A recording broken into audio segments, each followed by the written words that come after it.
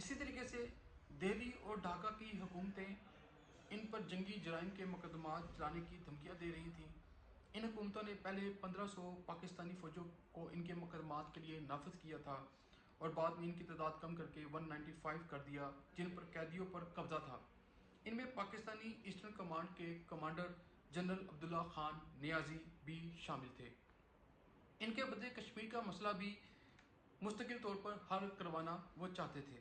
بھٹو کشمیر کے لیے 1000 برس لڑنے کے نعرے لگاتے رہے تھے۔ انہوں نے بھارت میں پی ایم اندرا گاندھی سے مذاکرات سے پہلے اپنے کارڈ اچھی طریقے سے تیار کیے، یعنی کہ انہوں نے پہلے مکمل طور پر ہوم ورک کیا کہ میں نے وہاں پہ جا کے کیا باتیں کرنی ہے اور کیا گیسچر رکھنا ہے۔ یہ ساری بھٹو کی کامیابی تھی، سفارتی کامیابی تھی۔ ان کے پاس سب سے بڑا کارڈ یہ تھا کہ ملک ٹوٹنے کے بعد جو لاکھوں بنگالی شہری پاکستان میں تھے وہ بنگالی تھے اور 71 کی جنگ سے پہلے ملازمتوں یا کاروبار